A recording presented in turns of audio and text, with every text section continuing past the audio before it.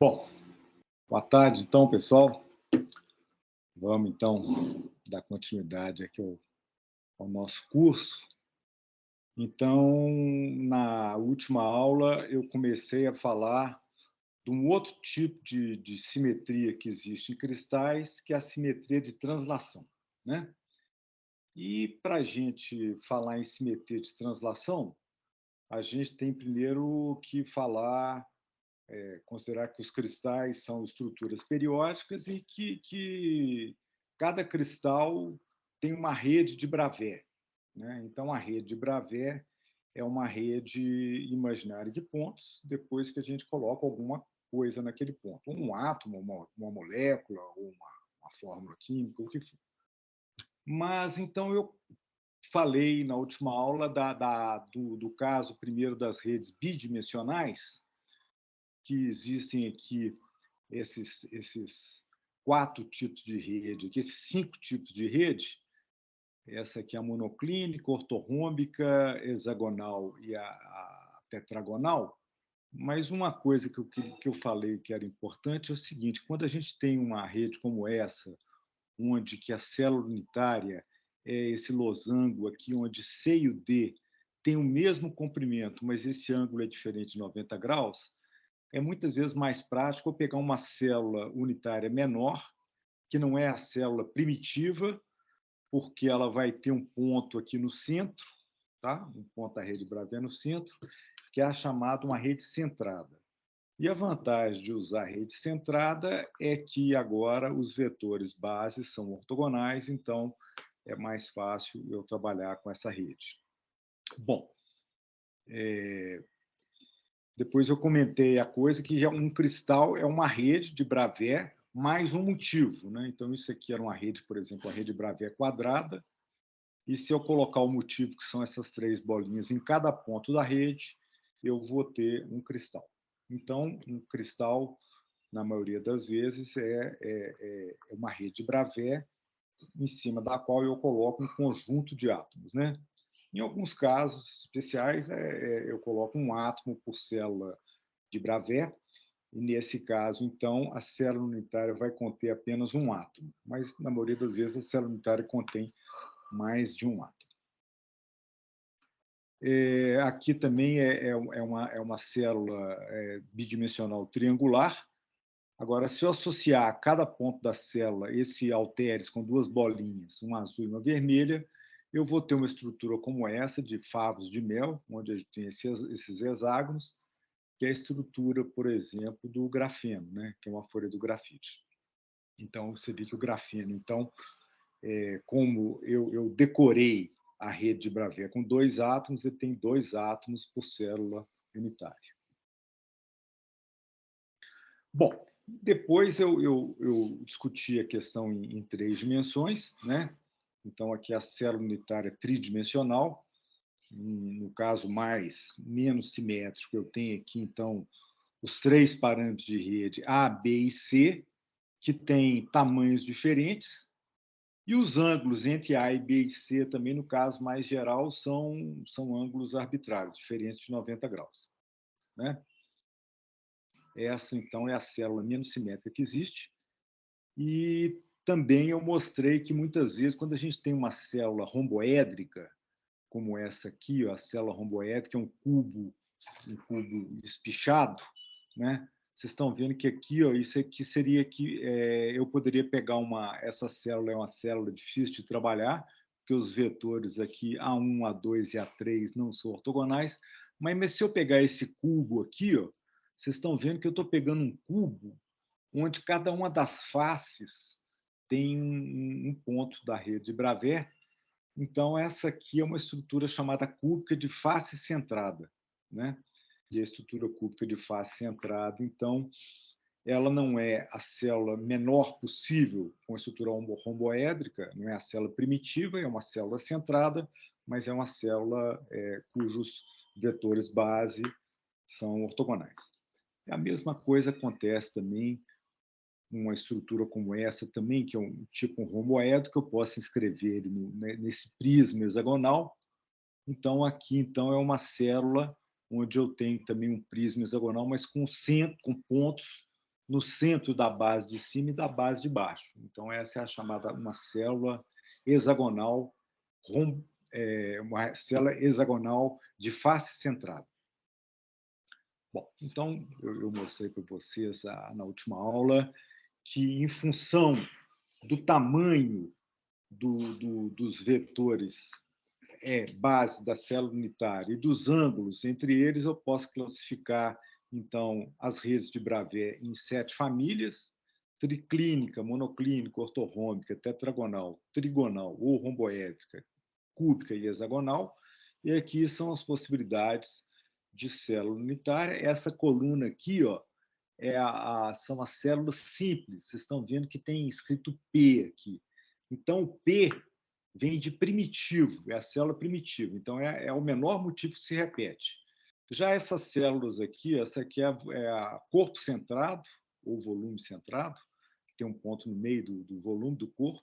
Base centrada, que tem um ponto da rede no meio da base. E face centrada. Tá? Só lembrando, então, que essas células I, C e F são células maiores do que a célula primitiva. São simplesmente mais convenientes de se trabalhar. Bom, agora, então, o que nós vamos discutir agora vão ser as representações irredutíveis, tá? E os caracteres da translação. Então, para começar, vamos voltar para o caso daqueles grupos cíclicos. Vocês lembram que o grupo cíclico é um grupo como se fosse um grupo que são aqueles onde eu só tenho operações de simetria de rotação? Então, por exemplo, é o grupo C3, C4, aí C5, C6, C7. Então, é como se eu tivesse um anel com H átomos, né? E eu vou ter rotações do ângulo 2π dividido por H. Então, eu só tenho é um grupo cíclico. Esse grupo cíclico também ele é um grupo abeliano. Um grupo abeliano é aquele que as operações comutam. E no grupo cíclico, como eu só tenho a operação de simetria apenas rotações de ângulos em torno do mesmo eixo, a ordem da aplicação das operações a ordem é a mesma, né? Tanto faz eu aplicar um primeiro ou outro depois, então eles comutam. Então, basicamente, o grupo cíclico tem essa seguinte característica: os elementos deles são A1, A2, A3 até AH. A gente sabe que, se eu falar o A1 é um A, então é rodar de um ângulo, por exemplo. O A2 é o A ao quadrado, rodar, aplicar aquela rotação 2 vezes. A3, A ao cubo. E a H, onde H é o número de elementos do grupo, é a identidade, é o E. Tá? Então, isso por isso que ele é cíclico. Né? Então, se eu aplicar H vezes, eu vou voltar no ponto inicial, que é o E. Agora, então, esse é um grupo que tem... reparem, vocês lembram que esse grupo, então, ele vai ter uma série de representações irredutíveis, unidimensionais, porque agora, como os elementos comutam, então cada elemento forma uma classe. Cada elemento forma uma classe, então o número de classes é igual ao número de elementos, e o número de representações irredutíveis é igual ao número de elementos também. Né? E elas vão ser unidimensionais, a menos de uma coisa que eu mostrei para vocês, que uma é o complexo conjugado da outra. Então, a denominação, muitas vezes, é a letra E. Mas, de qualquer forma, vamos pegar agora uma determinada representação, uma representação qualquer, tá? E onde eu vou botar que o caractere de uma representação qualquer do elemento A é igual a R. Tá? Se eu pegar, então, e elevar isso aqui a H, se eu aplicar essa representação H vezes, eu vou chegar... Então, isso aqui é R elevado a H, que é igual a 1, que é igual à identidade. Né? H vezes eu chego na identidade. Então, quanto que vale R? R são as raízes h'ésimas de 1. Né? E as raízes h'ésimas de 1 são o quê?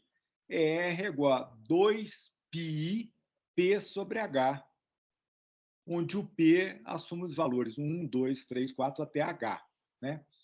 Então, repare que se eu partir de uma determinada representação, se eu escolhi uma representação que é o R,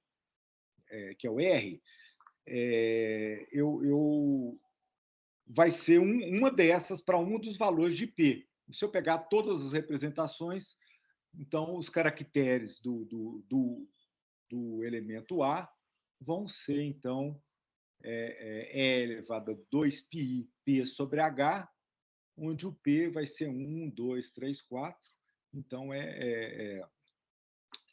o P vai designar, então, as representações irredutíveis desse grupo. Então, repare que o P é o índice que designa a representação irredutível de um grupo cíclico. Então, agora eu vou dizer exatamente então isso aqui. Então, agora eu vou falar que a representação irredutível P, o elemento A na representação irredutível P é igual a E elevado a 2πip sobre H. E os outros elementos vão ser, eu pego isso aqui, elevo ao quadrado, ao cubo, assim por diante, até H. Então, esse aqui é o grupo cíclico, tá? Bom, agora, o que nós vamos fazer agora é o seguinte. Nós vamos pegar um cristal, tá? Nós vamos pegar um cristal. Um cristal, então, eu posso pensar que um cristal vamos pegar, por exemplo, inicialmente um cristal unidimensional, que seria uma cadeia linear de átomos, tá? Então, esse cristal, eu posso imaginar como se eu tivesse um potencial periódico semelhante ao que acontece num grupo cíclico, mas onde que esse H agora vai tender para um número absurdamente grande. Né? H, digamos, se eu tiver 1 mol de átomo, vai ser 10 elevado a 23, mais ou menos. Né? Então, o que acontece quando eu tenho um cristal, eu tenho que, de certa maneira, estabelecer uma condição de contorno no início e no fim do cristal, tá? Para eu tratar quando eu vou achar as autofunções de qualquer tipo de problema daquele cristal, eu vou ter que estabelecer as condições de contorno. E muitas vezes a gente pode estabelecer uma condição de contorno que é como se eu fizesse uma condição de contorno cíclica, se eu emendasse uma extremidade do cristal na outra. Ou então eu posso fazer uma condição de contorno onde que a função de onda é zero nas duas extremidades. Eu posso definir uma condição de contorno qualquer, mas, de qualquer forma, a gente pode, então, pensar a simetria de translação num cristal como um grupo cíclico, tá? Mas onde que agora o H, que é o número a ordem desse grupo, vai ser um número extremamente grande. Tá? Bom, mas então agora vamos ver agora o seguinte. Então, eu tenho agora uma operação de simetria A. Né? A operação de simetria A maiúsculo é uma translação do parâmetro de redezinho Azinho, pequeno. Bom, então a gente vai associar a operação de simetria A um operador de translação, que é o PA. Então, o PA é um operador de translação. Tá? Então, de acordo com aquela convenção de Wigner que eu mostrei, que eu discuti com vocês, o PA atuando em psi de x é igual a psi de x mais A. Tá? Então, isso aqui o que eu mais ou menos o efeito do operador sobre a operação psi de x. Bom, mas agora vocês lembrem a seguinte coisa, que no caso essas representações são unidimensionais, tá? Então, o que acontece é o seguinte, vamos pegar agora esse psi de A, vamos pegar e vamos botar aqui, vamos pegar uma determinada representação. Ups.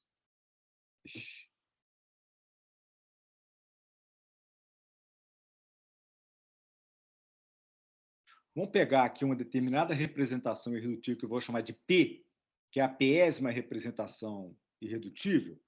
Então, veja bem, psi de x mais A é PA que atua em psi de P de x, mas a gente sabe que quando eu atuo um operador de simetria numa autofunção, se ela for não degenerada, tá certo? O que vai fazer é que eu vou ter a mesma autofunção multiplicada por um fator de fase, que é o caractere da representação. Tá? Então, basicamente, isso aqui está falando que as autofunções do hamiltoniano com simetria de translação devem se transformar de acordo com uma representação irredutível do grupo. E que grupo que é? O grupo cíclico.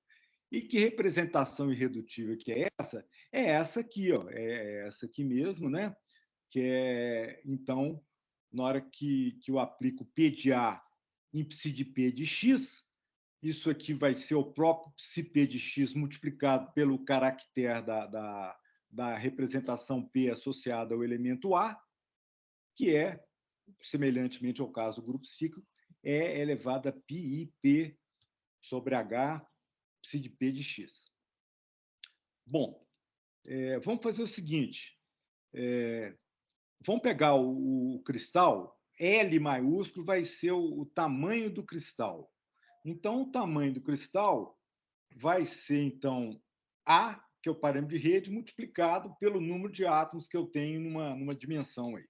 Tá? Então, o tamanho do cristal é A vezes o número de átomos. H vai ser a ordem desse grupo de translação numa direção. Né? Bom, agora, então, vamos fazer uma mudança de transformação de variável. Vamos definir o K como sendo 2πp sobre L. Tá? E vamos substituir isso nessa expressão aqui em cima.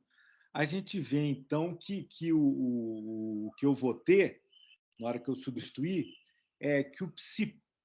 Agora, como eu mudei a letra, agora, em vez de ser a letra P, eu estou usando a letra K. Então, a letra K é que vai designar a representação irredutível.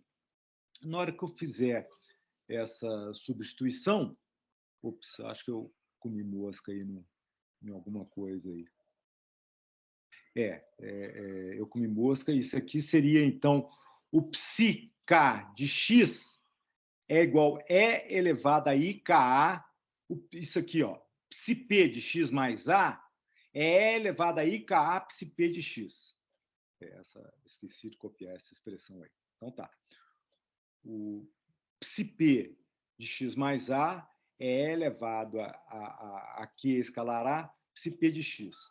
Bom, isso, então, a gente vê que se eu tiver uma solução como essa aqui, ó, se eu colocar que psiK de x é igual a UK de x é elevado a IKX, onde x é uma função periódica com o período A, se eu fizer, então, tal que UK de x mais A é o K de x, então, na hora que eu pegar o psi K de x mais A, vai dar exatamente elevado a Q mais A, psi K de x.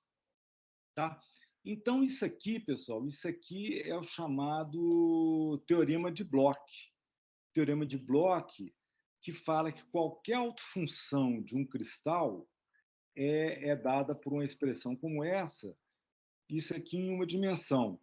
Se eu pegar agora em 3 dimensões, então eu posso escrever agora, em vez de botar o de x, eu vou botar um psiK de R, o K de R é elevado a IK escalar R, né?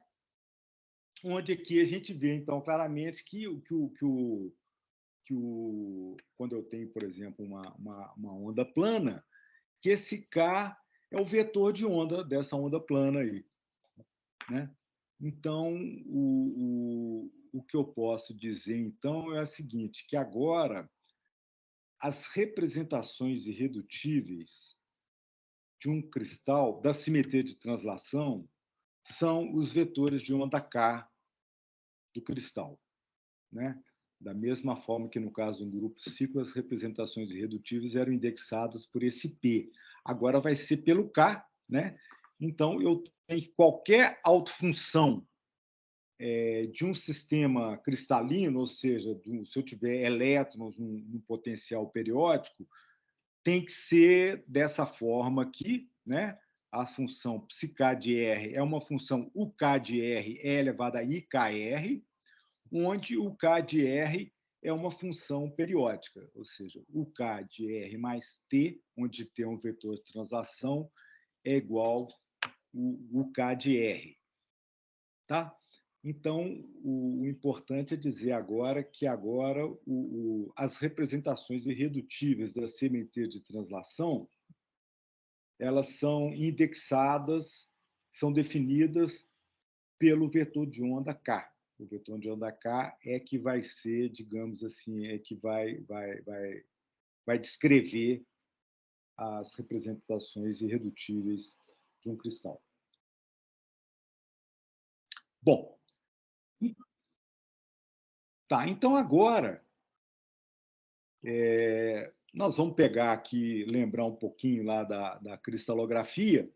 Então, eu tenho aqui um cristal, né, que tem a chamada rede direta, que é o espaço real, onde eu tenho um cristal, eu tenho os vetores base da rede Bravais A, B e C, e qualquer vetor de translação é uma combinação de A, B e C, é M vezes A mais N vezes B mais P vezes C, onde M, N e P são inteiros, né? E vocês devem ter estudado lá em física de estado sólido, que quando eu jogo raio-x, por exemplo, ou elétrons ou nêutrons num cristal, o cristal então ele vai difratar aquela radiação, né?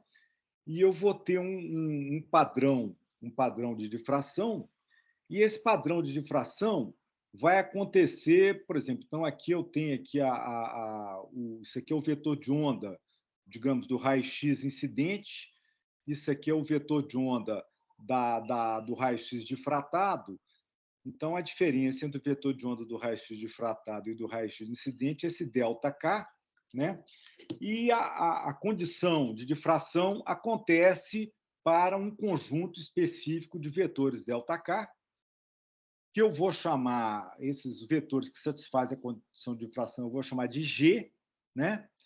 Então, esses pontos G, eles definem uma rede também, mas uma rede no espaço K, que é a rede recíproca no espaço K, né? Então, é isso que está falando. Um conjunto de pontos G que satisfaz a condição de fração forma uma rede no espaço recíproco, que é o espaço K.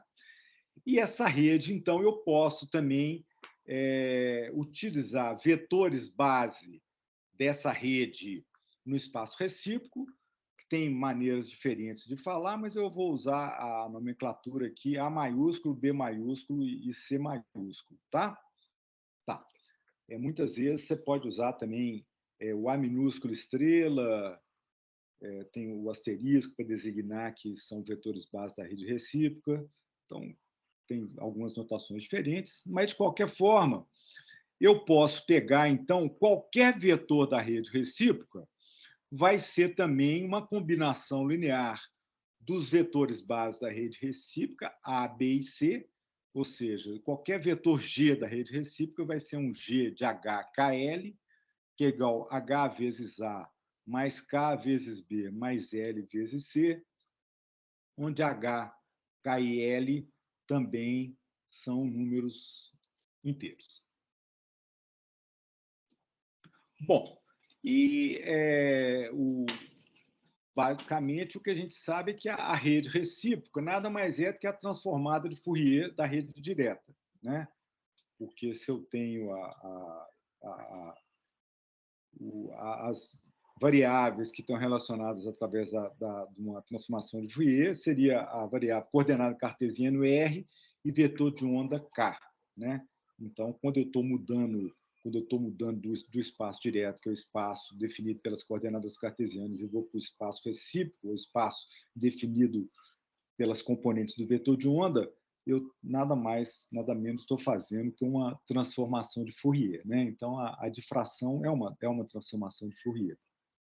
Bom, e a gente pode mostrar que agora, se eu tenho o T MNP, é isso aqui que eu já falei, o vetor base da rede direta, um vetor da rede recíproca, esse G, tá?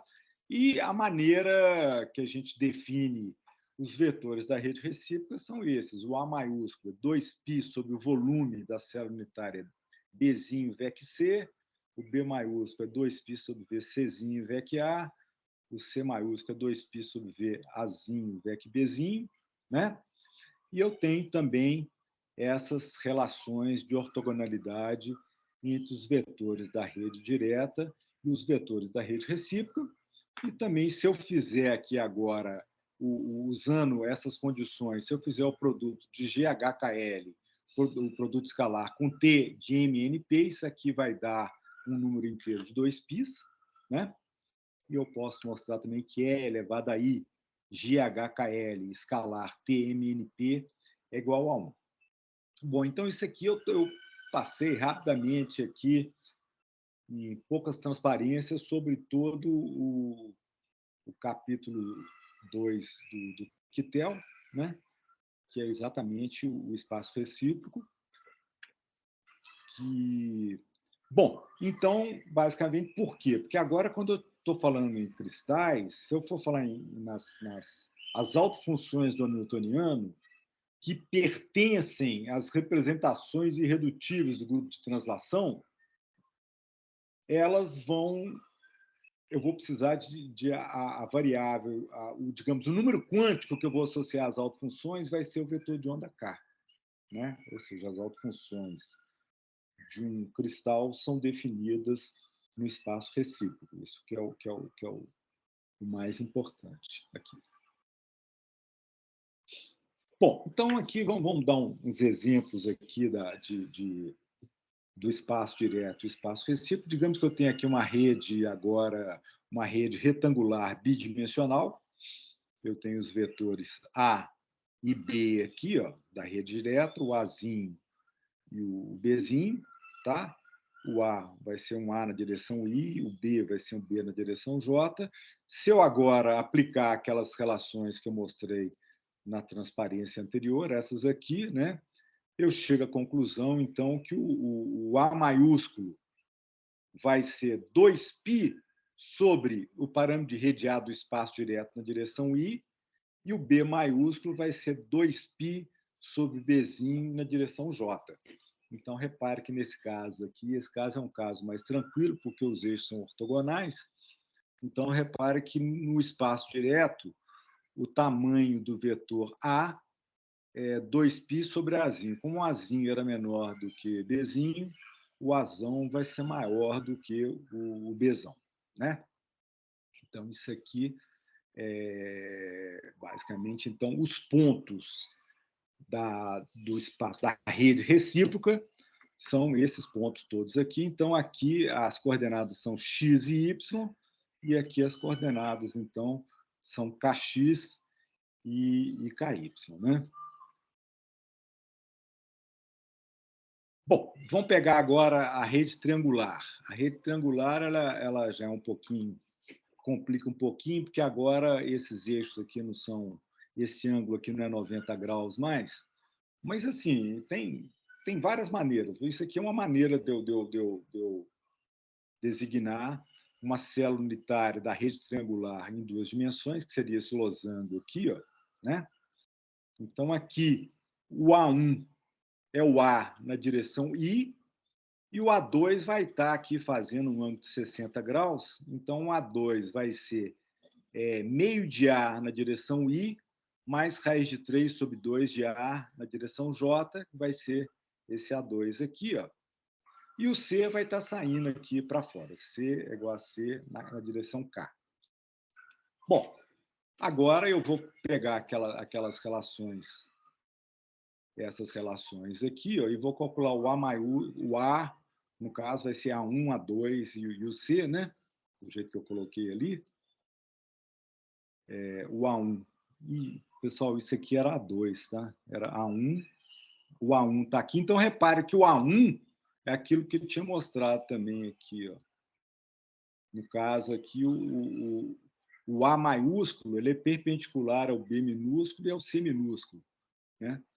Então, o que eu estou mostrando aqui é que o A1 é perpendicular ao A2 e ao C que está saindo para fora. E já o A2 aqui, o A2 está apontado para cima, que é dado por, seria essa expressão, isso aqui é A2, eu tenho que lembrar de corrigir isso. Então, o A2 está apontado aqui para cima, porque ele é perpendicular ao A1, né, que está. Ups.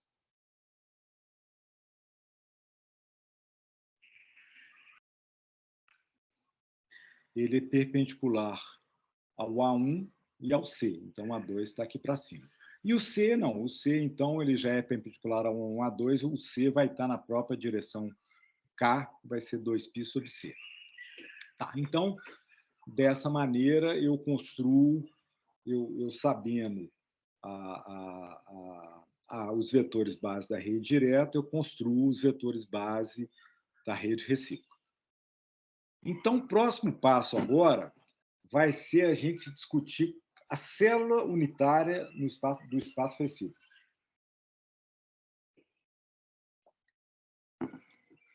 Pessoal, deixa eu fazer uma perguntinha. Quem de vocês, tem alguém que não estudou estado sólido? Ou todos já estudaram essa parte? Eu não estudei. Você não estudou, não, né? Rede recíproca, você não estudou isso, não, né? Não. Os outros todos estudaram? Estudaram, né? Já sim. Oi? Eu e o Diego a gente está fazendo agora. Eu já vi. Estão fazendo agora, né? Então, essa parte vocês já viram, né? Certamente no comecinho do curso, né? Vocês já viram essa parte, então. Não é mesmo? Não, mas aqui tá falhando bastante. A minha voz está falhando?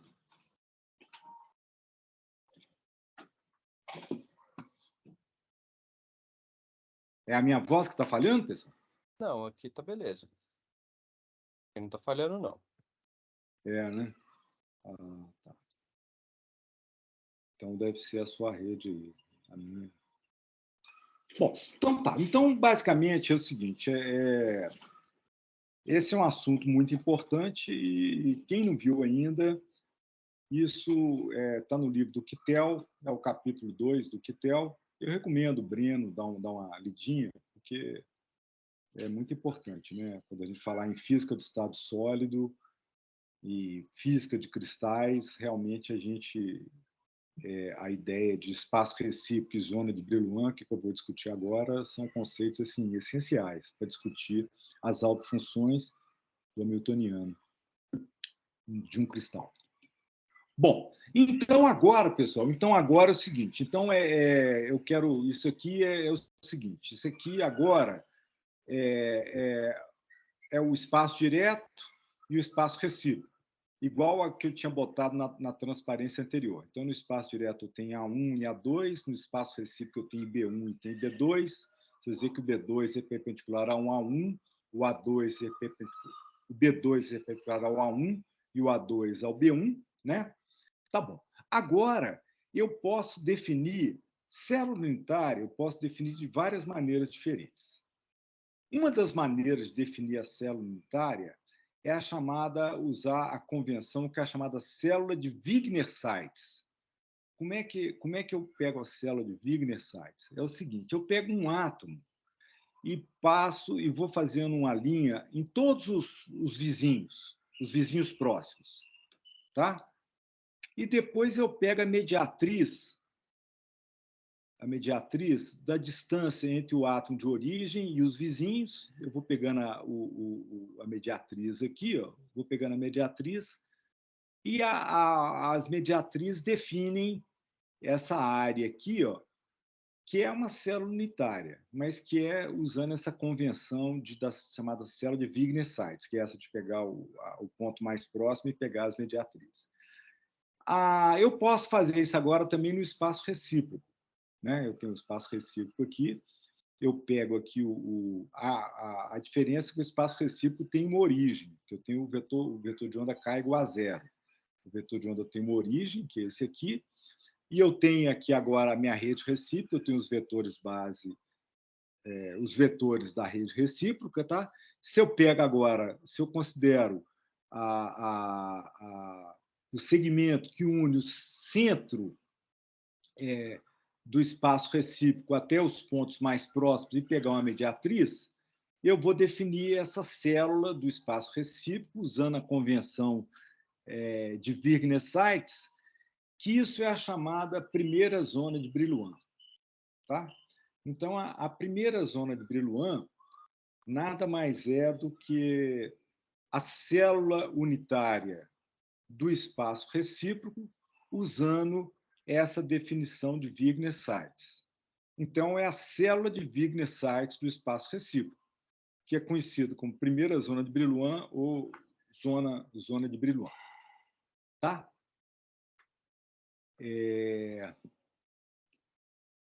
Então, agora aqui estão pegando, vão pegar aqui agora uma rede quadrada, que aqui eu tenho a rede direta, uma rede quadrada bidimensional, a rede direta de pontos.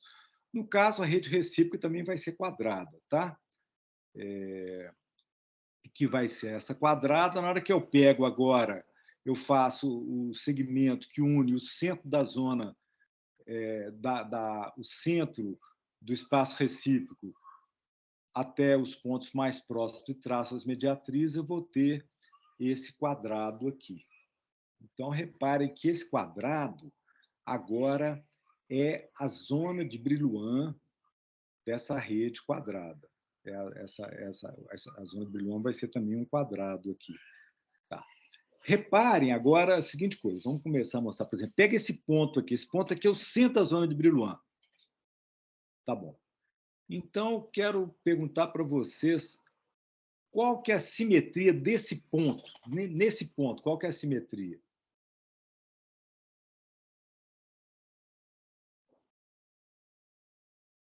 Vamos lá, vamos ver. Qual que é a simetria desse ponto?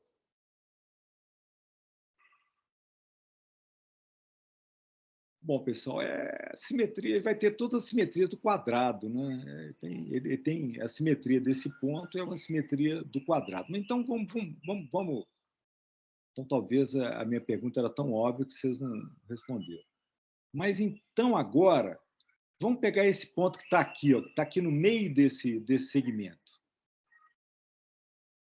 Ou seja, ele está na borda da zona de Brillouin, no meio desse ponto. Esse ponto, a simetria dele é a simetria de um quadrado? Ou seja, se eu rodar de 90 graus, eu vou ter uma estrutura semelhante em torno desse ponto aí? Não, eu acho que vai ter os espelhos e não sei se tem rotação. Acho que não tem rotação, não. Não, alguma rotação vai ter, né? Por exemplo, o eixo C2 aí, tá certo? Rodar de 180 graus em torno desse eixo que está no plano aqui. Né? Imagina que nesse ponto que eu estou botando aqui, se eu pegar um eixo que está entrando aqui para dentro, se eu rodar. Tá. Mas basicamente é o seguinte: é claro que eu estou pensando isso aqui, a rede seria infinita, aí, né? Ela não tá, seria uma figura que é uma rede infinita. Mas repare que esse ponto aqui, ó, ele tem todas as simetrias de um quadrado: rotação de 90 graus, 270, tem aqueles espelhos e tem tudo. Já esse ponto que está aqui na borda, ele já não tem mais uma rotação de 90 graus. Se eu rodar de 90 graus em torno desse ponto aqui, esse pontinho vai vir para cá, esse vai vir para cá, esse vai para lá, mas eu não vou reproduzir essa figura. Essa figura vai ser diferente agora, vai ser distinta. Então, o que eu estou mostrando aqui é o seguinte: quando eu estou que eu pego a rede recíproca e eu pego o centro da zona de Brillouin, que é esse aqui, o centro da zona de Brillouin, ele tem todas as operações de simetria do grupo. Mas se eu estou num ponto que eu não estou no centro da zona de Brillouin, eu já não tenho mais as operações de simetria do grupo. Por exemplo, se eu pegar um ponto que está aqui assim, por exemplo, ó, se eu pegar um ponto que está aqui assim, ó, eu não vou ter mais eixo nenhum, vou ter só um espelho passando por ele. Tá? Mas eu não vou ter mais as operações de simetria do quadrado. Então, é como se as operações de simetria do quadrado eu só tenho se eu estiver no centro da zona do Brillouin. Se eu estiver fora do centro da zona do Brillouin, os pontos que estão fora do centro eles vão ter simetria mais baixa. Vamos pegar agora esse caso aqui, acho que vai ser mais fácil de ver. Então, isso aqui é a rede triangular, que eu mostrei para vocês em 2 dimensões. Isso aqui é o espaço direto, isso aqui é o espaço recíproco, né? E no espaço recíproco, eu pego aquela célula de Wigner-Seitz, que é a mediatriz do segmento que une o centro da zona de Brillouin aos vizinhos mais próximos, eu vou ter esse hexágono aqui.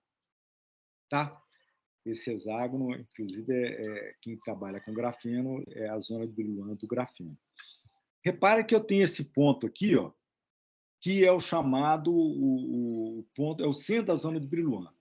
Centro da zona de Brillouin, em geral, é conhecido como ponto gama. Tá? Então, esse aqui é o ponto gama. Tá? Então, repare que o ponto gama ele tem todas as simetrias de uma rede hexagonal como essa aqui. Né? Ele tem todas as simetrias de uma rede hexagonal. Agora, vamos pegar esses vértices aqui. Ó.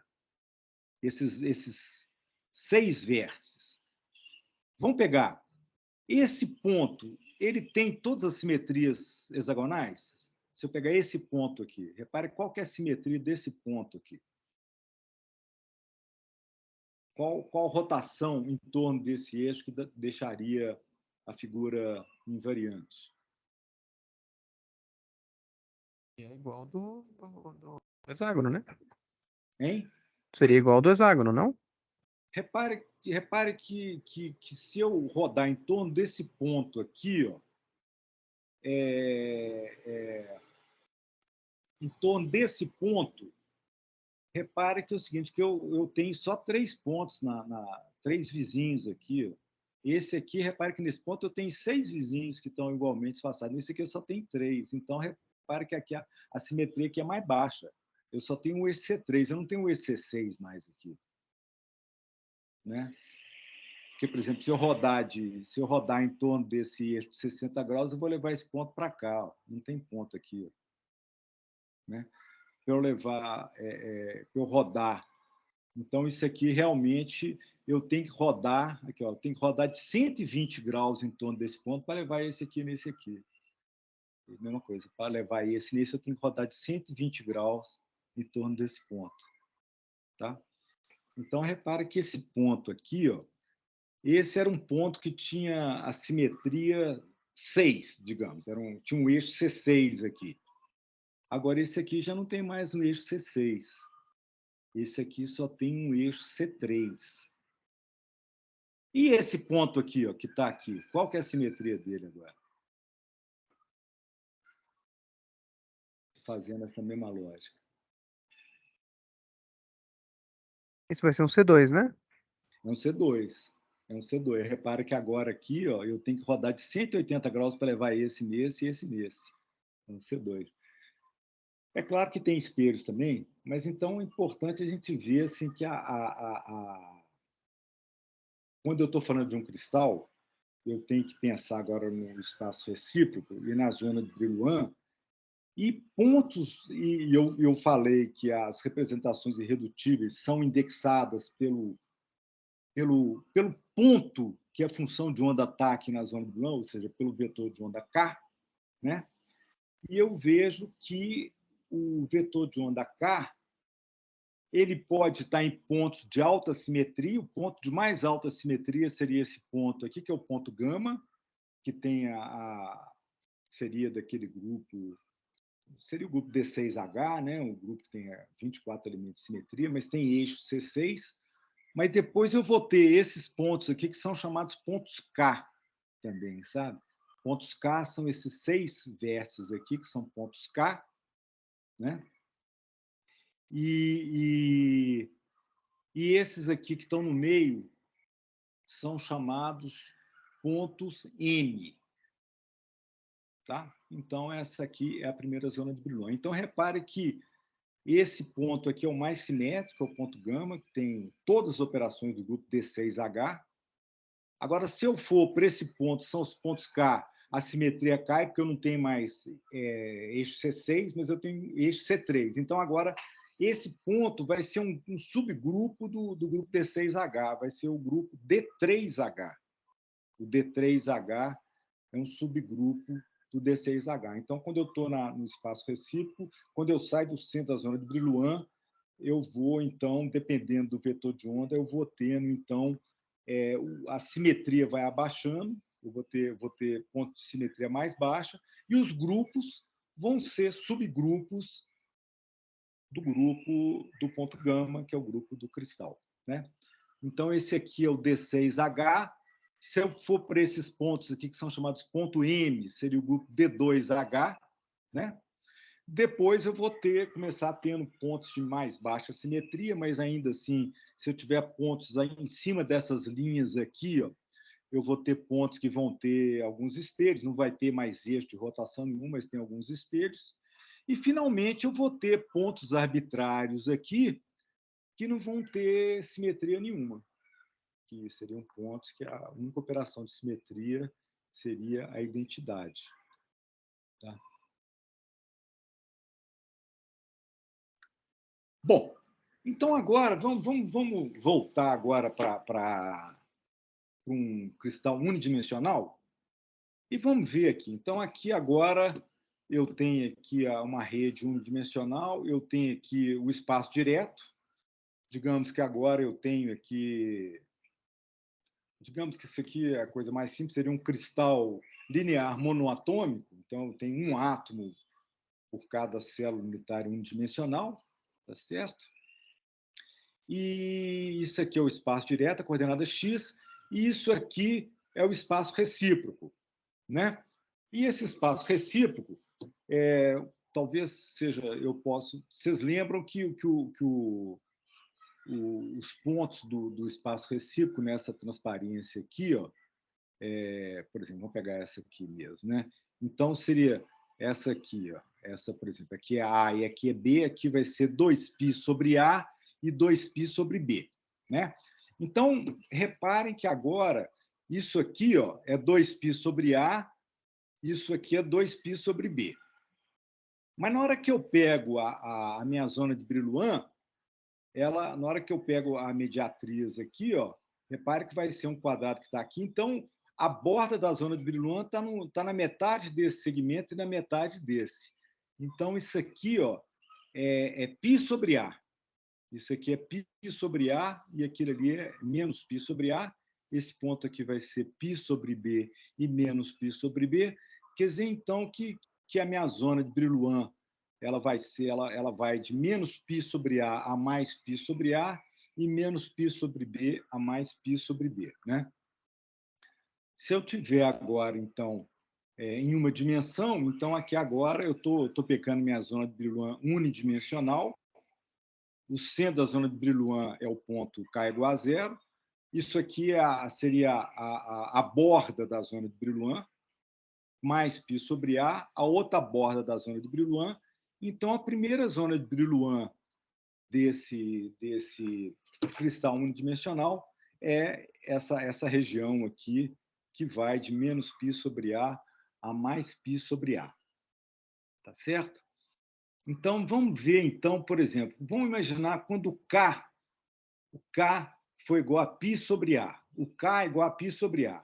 Bom, K é 2π sobre lambda, ou lambda é igual a 2π sobre K. Lambda é igual a 2π sobre K, então 2π sobre π dividido por A, isso aqui vai ser 2A.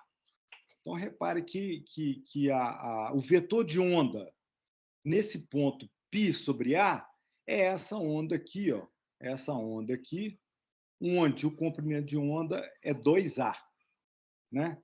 Então, por que seria a borda da zona de Brillouin? Seria o seguinte, uma onda onde um átomo vai para um lado, um átomo tem a fase para um lado, o vizinho já tem a fase oposta, o outro vizinho já tem a fase do primeiro, o quarto tem a fase do segundo, então é exatamente a borda da zona de Brillouin unidimensional. Né? O que seria o centro da zona de Brillouin?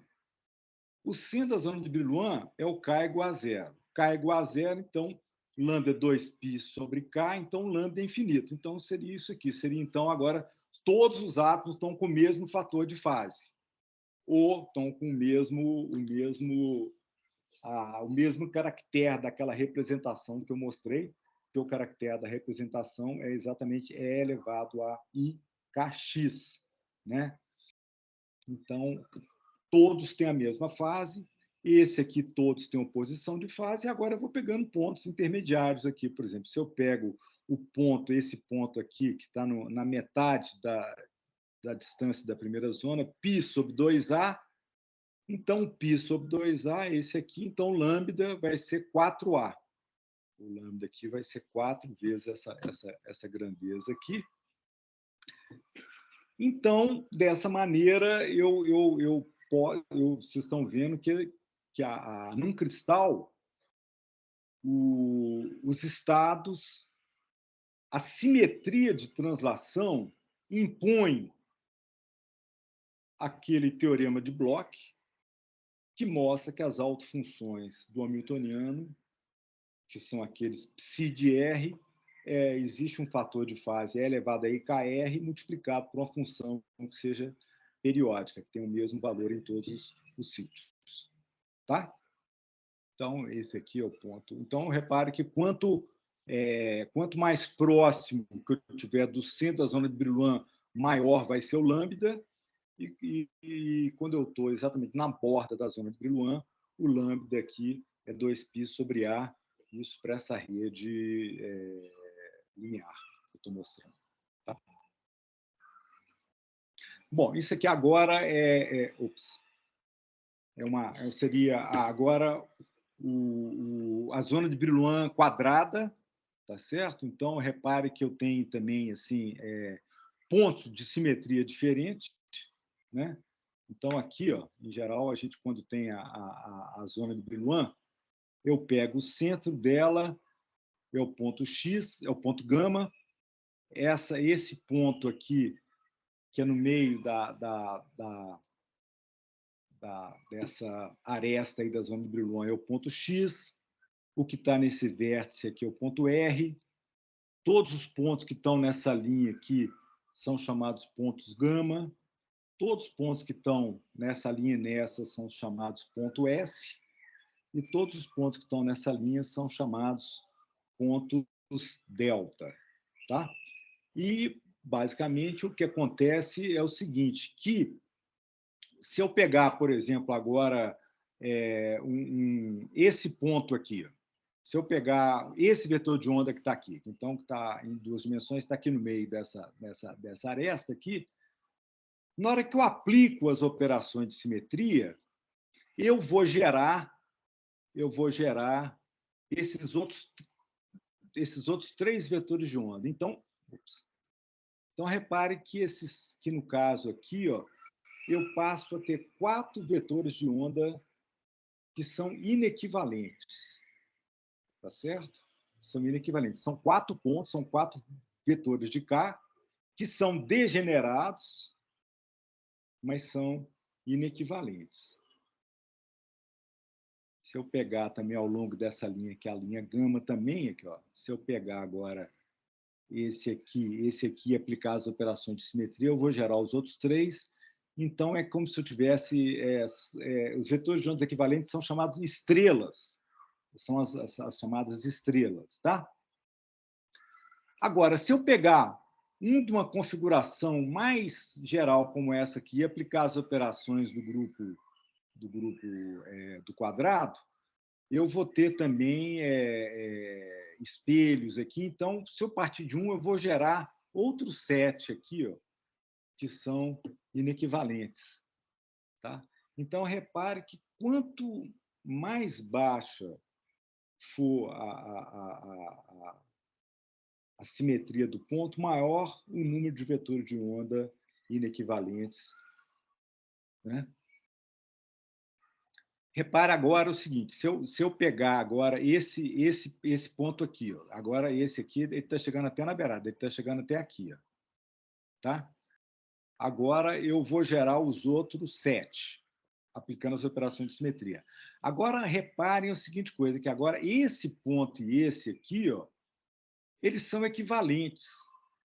Por que eles são equivalentes? Que eu levo esse vetor aqui, ó, repare que essa dimensão aqui é o tamanho de um vetor base da rede recíproca, né? Que a rede recíproca, isso aqui é a mediatriz, então repare que isso aqui seria o ponto 0, o 2π sobre A vai estar aqui, né?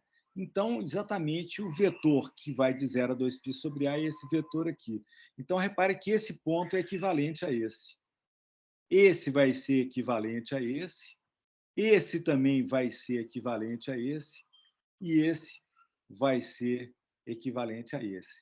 Então, nesse caso agora, eu só tenho quatro vetores de onda inequivalentes quando eu estou nessa linha S aqui, ó, né?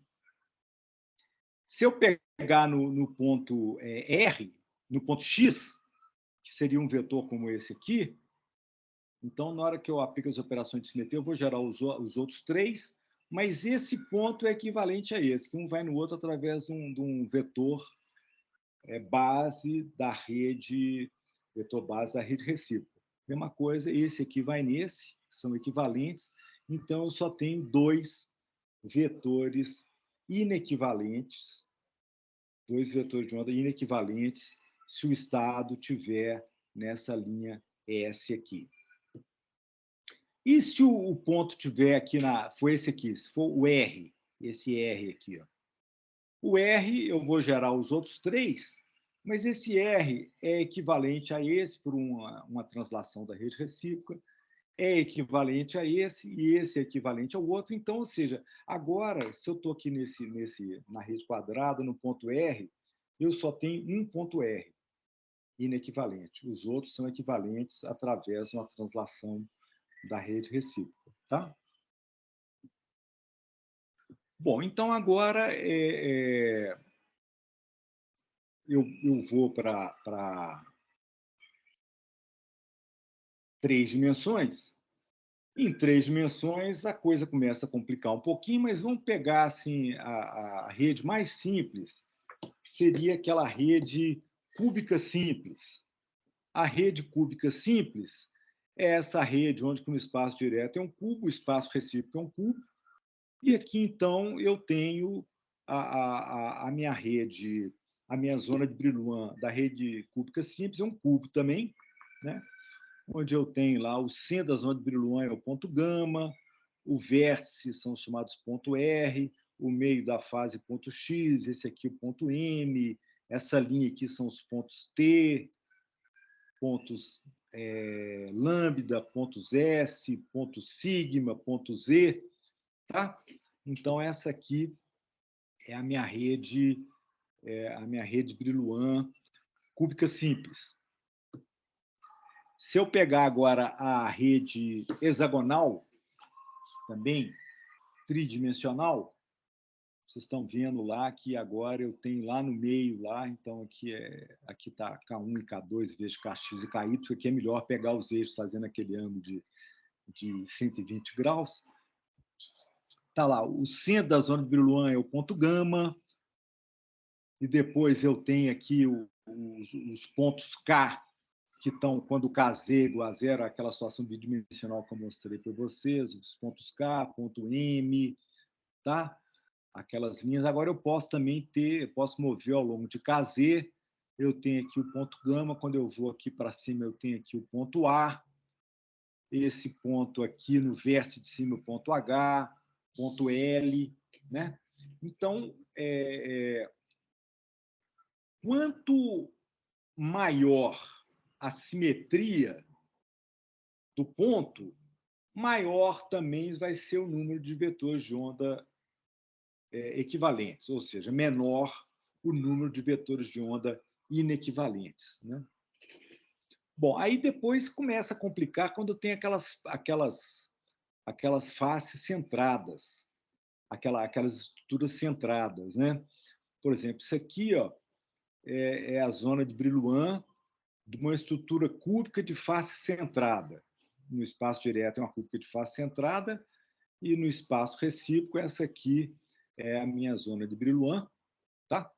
Onde eu tenho aqui KZ, KY e KX. O ponto gama está aqui no meio e vocês estão vendo todos os pontos de simetria, que tem uma determinada simetria, né? É claro que o ponto mais simétrico é o ponto gama, mas depois eu vou tendo pontos também que vão estar no centro das faces, nas arestas, vão ser menos simétricos que o ponto gama, mas vão ser pontos simétricos também, até o caso de um ponto genérico lá qualquer na zona de Brillouin, que são pontos, então, que não tem simetria nenhuma. Não tem simetria nenhuma. Bom, então agora, essa parte aí de espaço recíproco, realmente eu passei assim, bem rápido.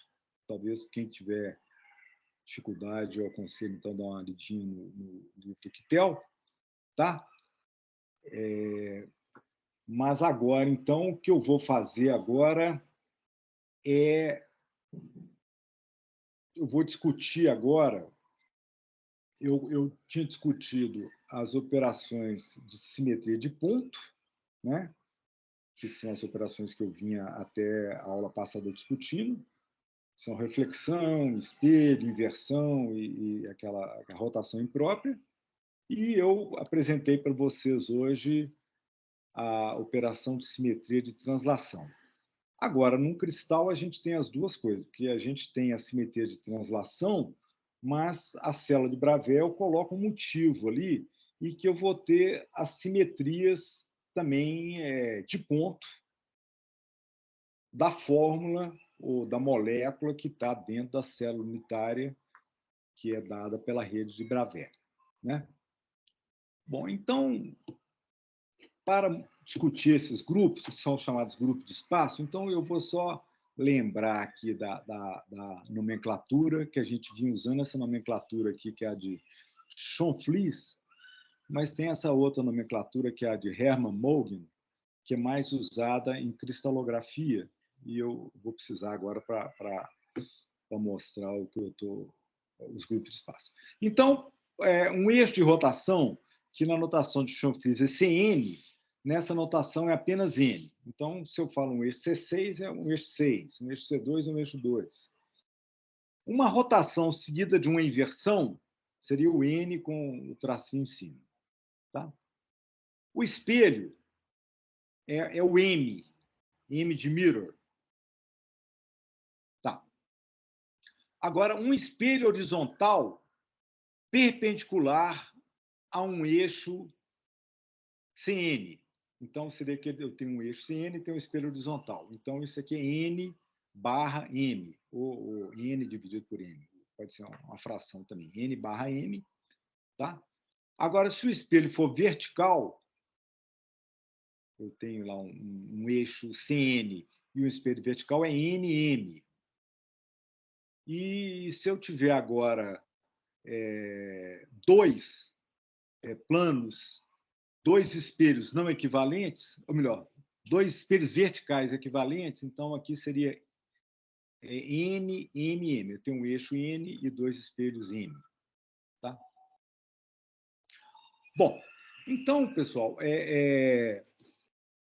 eu tinha comentado com vocês que grupo de ponto, eu posso ter moléculas com simetrias bem esdrúxulas, mas quando eu pensar num cristal, isso é demonstrado matematicamente que só 32 grupos são compatíveis com a simetria de translação. Tá? E esses 32 grupos, eles são divididos naquelas 7 famílias, né? E estão aqui o nome dos grupos para cada uma das famílias na notação de Schoenflies e nessa notação de Hermann Mogen. Tá?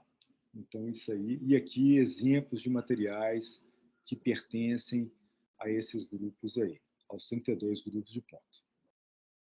Bom,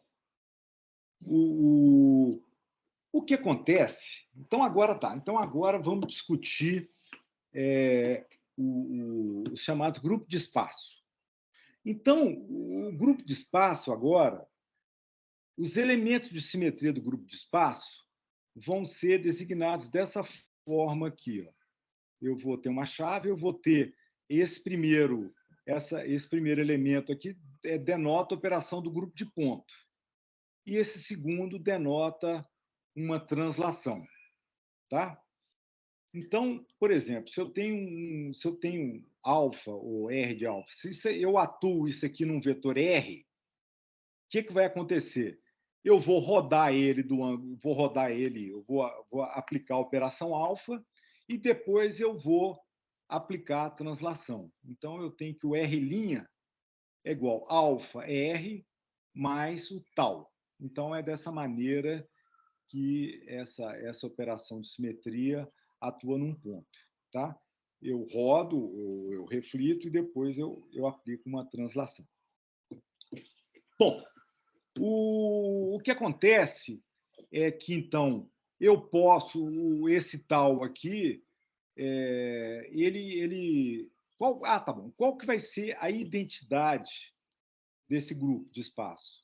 A identidade desse grupo de espaço vai ser a identidade do grupo de ponto, ou seja, a operação de simetria e a translação 0. Então, a identidade é isso aqui, ó, E0 vai dar a identidade. Se eu tiver apenas operações do grupo de ponto, ou seja, não tem translação, então vai ser alfa, ou R alfa, 0. Alfa 0 vão ser operações apenas dos grupos de ponto. E eu tenho... Professor, Oi? deixa eu perguntar uma coisa que surgiu aqui. Se eu quiser, por exemplo, porque você falou que primeiro roda e depois anda. E isso é sempre assim, né? Porque se você rodar andar e depois rodar, vai dar uma coisa diferente. Então, se eu quiser fazer, por exemplo, ao invés de andar e depois rodar, eu teria que fazer duas operações, tipo uma com a identidade, depois uma que só roda, ou tipo identidade e rodar, e depois, desculpa, identidade e andar e depois rodar, ou eu posso inverter essa ordem aí, por exemplo, ao invés de colocar R alfa tal, colocar tal R alfa. É possível fazer isso? Cara, eu tenho que pensar nisso que você falou, porque eu tenho a impressão. Bom, no caso mais simples, elas comutam, tá? Então, a ordem não importa, não. Porque, vamos pensar, se você aplicar primeiro a rotação no tal, tá? Mas o tal é invariante essa rotação, porque o tal... não, se o tal for, exatamente, aí começa a complicar. Vamos imaginar, tá bom, então, vamos imaginar que o tal seja um vetor de translação do material. Tá? Então, esse negócio é o seguinte: se o tal for um vetor de translação, então, se você rodar primeiro o T, você vai chegar num ponto equivalente, porque aquela é uma operação de simetria do cristal. Você vai chegar num ponto equivalente. Mas, assim, eu vou pensar na sua pergunta. Quem perguntou mesmo? Fui eu. Rafael? Isso. Tá. Rafael, eu vou pensar nesse negócio, se a gente pode, se elas comutam ou não comutam. Mas se não comutar, você podia fazer o que você falou, né? Você podia, então, aplicar essa aqui primeiro e depois a outra, né? Essa aqui e depois a outra. Tá? Mas eu vou pensar nesse negócio que você falou. Porque, por exemplo, vamos ver aqui a regra de multiplicação. Tá. Então, a regra de multiplicação é essa aqui. Então, eu tenho um R, tá? E vou primeiro, eu vou atuar esse alfa tal, então vai dar alfa R mais o tal. Aí depois eu vou pegar o outro. Aí vai ser o beta, que vai atuar sobre isso aqui, mais o taulinho. Agora você vê que vai aparecer aqui, na hora que eu pego o produto, Você vê que a regra para o produto é isso aqui, ó, beta tal linha alfa tal vai ser beta alfa, beta tal mais tal linha. Tá? Então, a ordem tem que ser essa mesmo.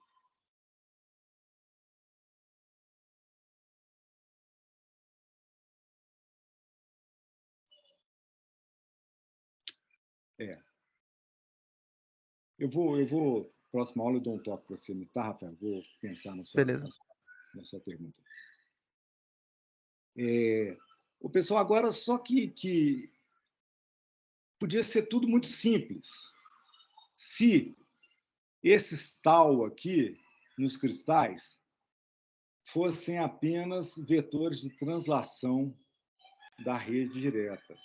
Só que existem vários cristais que têm operações de simetria que envolvem translações que são fracionárias dos vetores de onda da rede direta.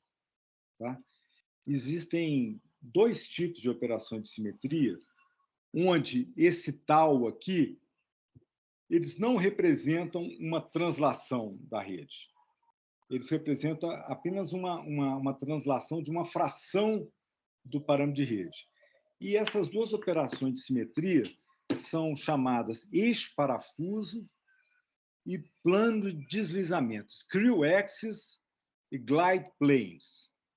Então, o que é o glide plane? Glide plane é um espelho, mas é um espelho que você espelha e desloca. Então, vou imaginar que eu tenho aqui essa configuração aqui, setinhas para cima e setinhas para baixo. Tá? Então, reparem que o parâmetro de rede aqui é esse aqui. Né? O motivo que se repete é esse aqui, que vai dessa setinha até essa. Agora, repare, se eu faço uma reflexão aqui nesse plano dessa setinha, ela vem para cima.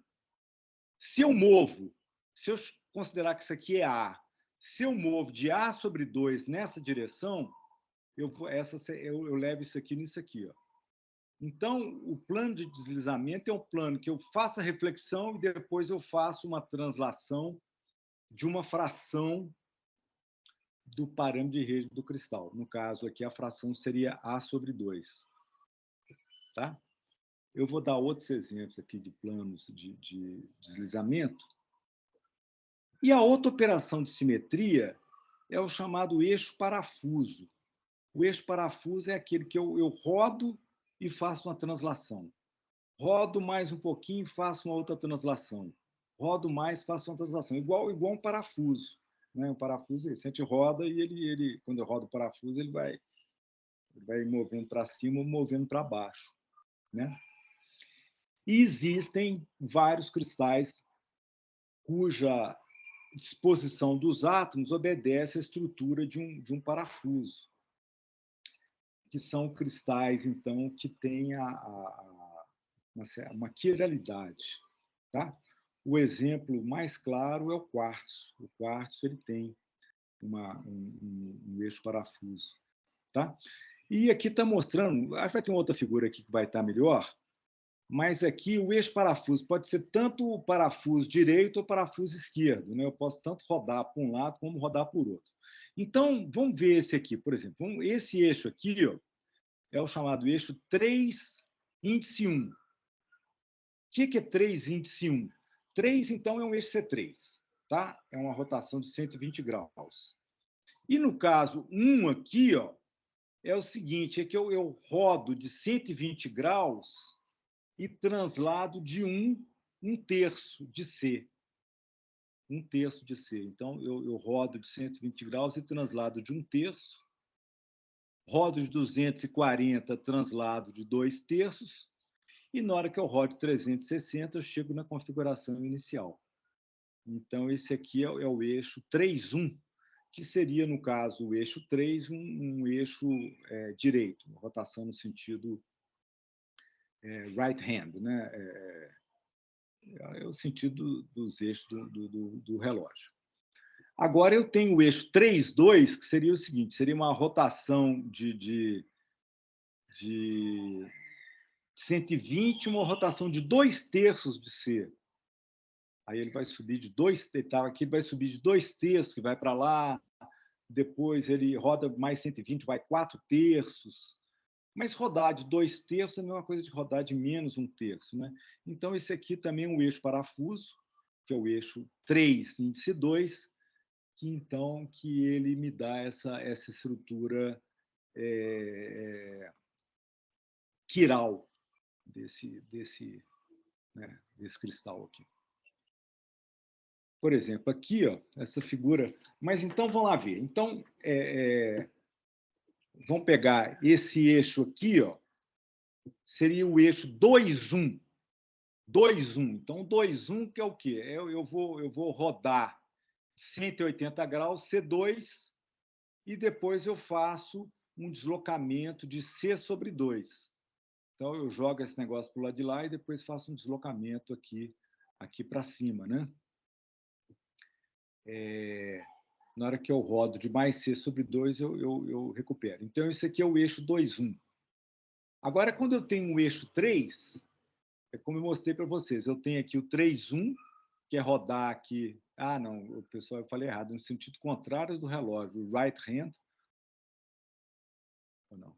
Ops. Então, o right hand é esse aqui, ó.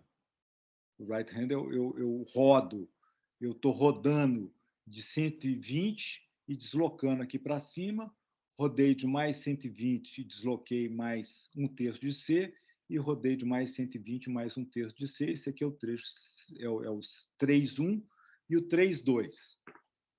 Agora, quando eu tenho 4, eu vou ter o eixo 4, eu posso ter aqui o 4,1, 4,2 e 4,3. 4,1 vai ser isso aqui, ó. Eu tenho um ponto, eu rodo de 90 graus e subo de 1/4 de C. Rodo de mais 90, subo de 1/2 de C, rodo mais 90, 3/4 de C, e rodo mais 90, 4/4, ou seja, que é equivalente. Então, esse aqui seria o 4,1. Né? O 4,2 é o seguinte, eu rodo de 90 graus e subo meio parâmetro de rede, 2 dividido por 4. Eu rodo de 90 graus, subo meio parâmetro de rede. Rodo de mais 90 graus, subo mais meio. Então, eu chego numa configuração equivalente, né? E assim por diante. Então, esse aqui é o eixo 4,2. Né? E o 4,3 é esse aqui. Eu rodo de 90 graus e subo de 3/4. Rodo de 90, subo de mais 3/4. Né? Mais 3/4 seria a mesma coisa que 1/2, né? Porque eu faço uma translação usando um vetor base na direção C da rede direta. E rodo mais 90 graus, chego lá, seria 1 mais 1/4, 5/4, que é igual a 1/4. Então, isso aqui é igual ao 4,3, que no fundo é como se fosse rodar no sentido contrário, no sentido do relógio. Esse aqui é o right-handed, que é no sentido oposto ao do relógio, e o left-handed é no sentido do relógio. Tá? E quanto ao 6, eu vou ter essas possibilidades: 6,1, 6,2, 6,3, 6,4 e 6,5. Então, 6,1, rotação de 60, rotação de 1/6 de C, mais 60, mais 1/6, mais 60, mais 1/6, e assim por diante. Aqui, 6,2, rotação de 60, translação de 1/3 de C. Depois, esse aqui é o 6,3, rotação de 60, translação de 1/2 de C, rotação de mais 60, de mais 1/2, que é igual a 1, que é igual a 0. Né? Então, esses aqui são os eixos parafuso, e então a gente designa o eixo parafuso dessa maneira, onde a gente vai ter esses índicezinhos aqui, que vão dar exatamente o valor eu rodo primeiro de 4 e depois eu translado de 2/4, de 1/4, de 3/4 de C na direção perpendicular à direção, ou melhor, na direção do eixo de rotação. Né?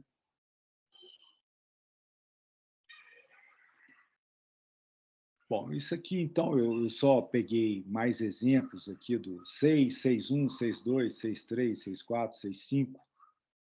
Eu acredito que isso aí vocês não têm, é bem tranquilo, né?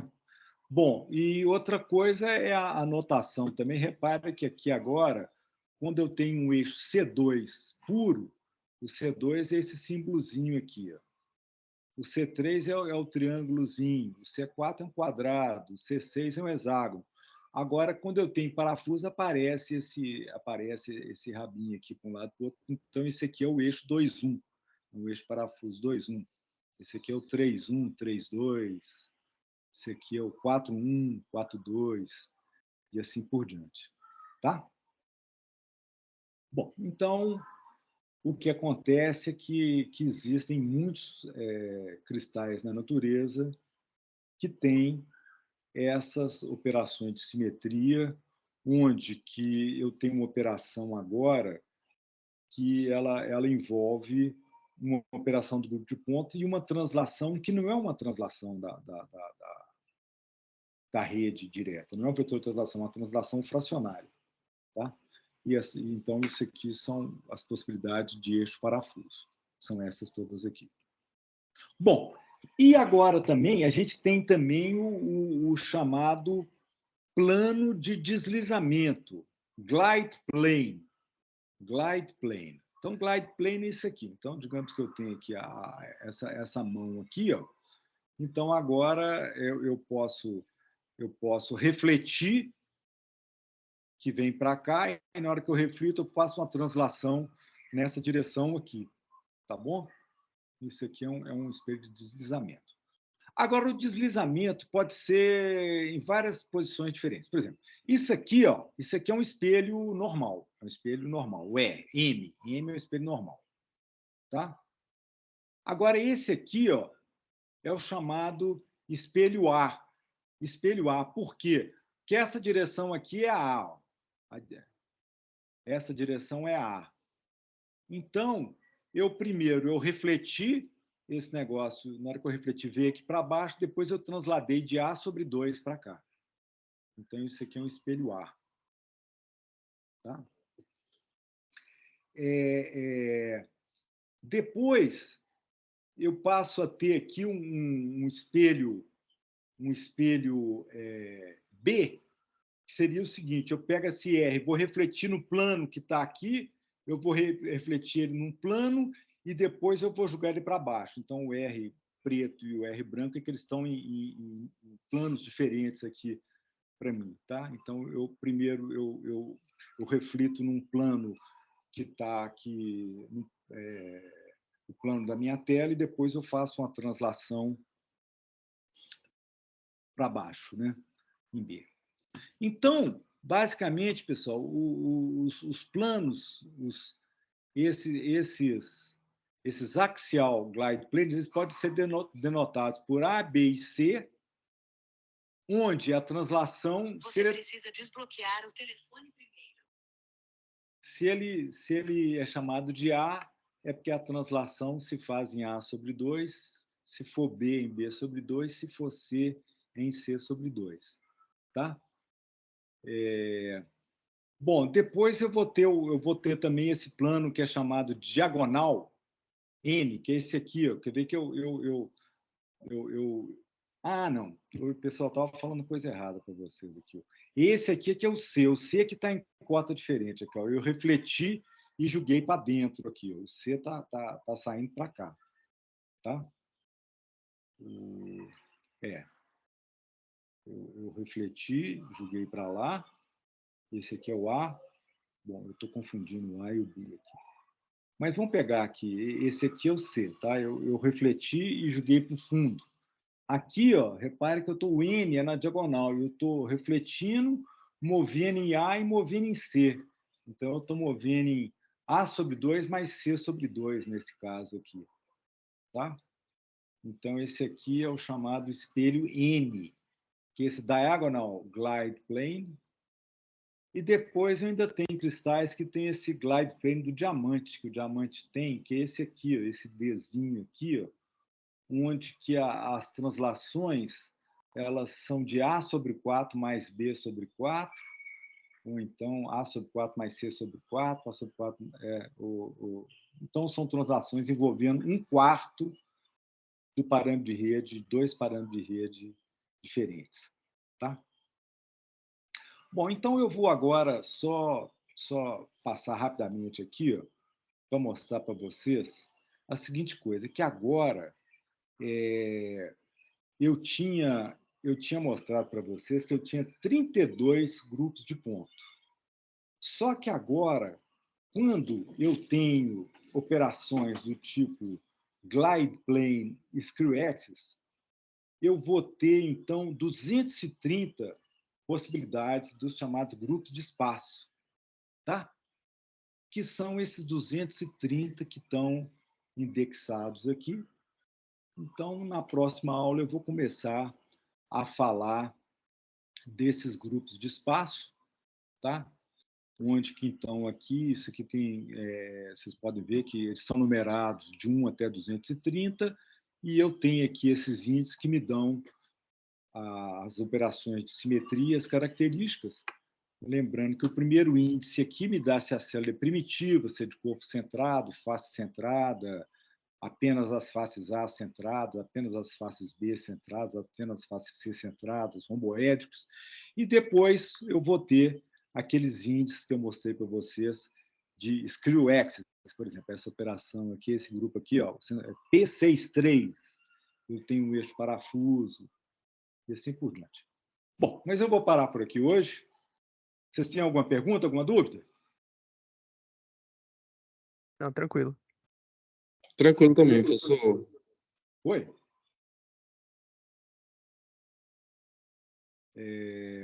Alguma pergunta? Tá, então eu vou parar a gravação aqui.